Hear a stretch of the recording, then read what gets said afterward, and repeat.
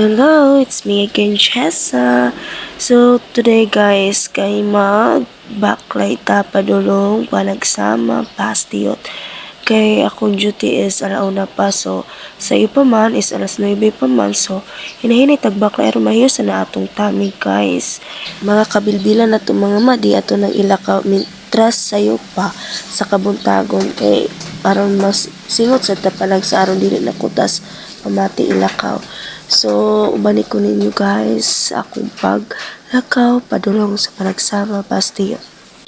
Pila sad ko kaadlaw gilantan mga mads no karon pa jud ko balik og lakaw gikan lungsod sa Mualbual hantod sa panagsama pastiyot mga mads kay medyo laylay kay akong kalawasan mads kay giubo gisubangan ko so dili jud lalim yung masakit.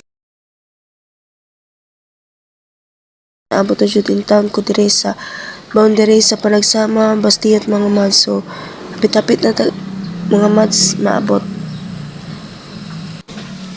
Sa willing diha mo baklay mga mads pa doon sa akong gilakon mga mads no.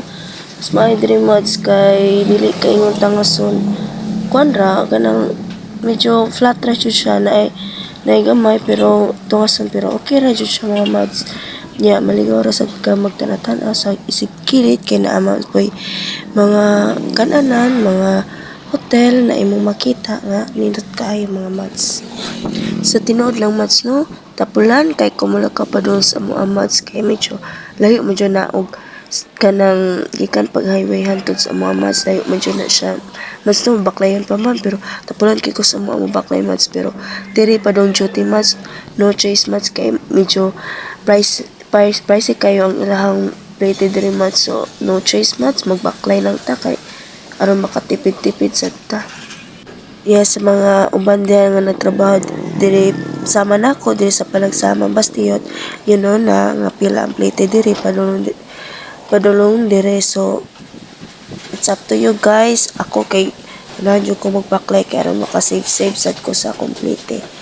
Dili man ko kuan masakit magbaklay lang jud ko pero ato nga time 3 days ko nagilantan no choice guys agwanta plate lang jud bahala na lamang ng kwarta basta di lang ko makaperte jud pa kay dita pero karon guys okay naman magbaklay ta so sumoto guys so sakit na kay pa ako ang ilong guys isbawon pa ko pag ayo guys so kapoy naman kaayo verse over balik ko ninyo guys hantod maabot ko sa akong gitrabahoan.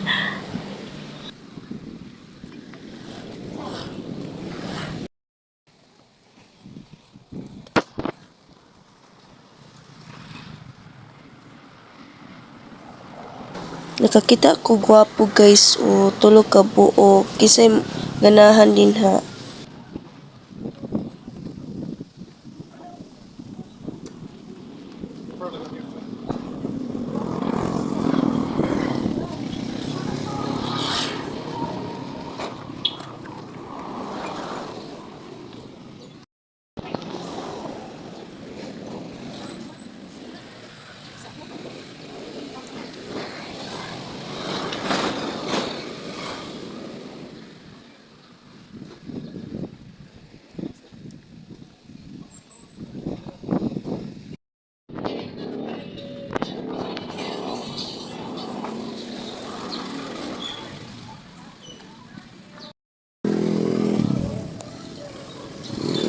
Yes, thank you Lord. Abot na yung taon ang person sa iyong trabahoan.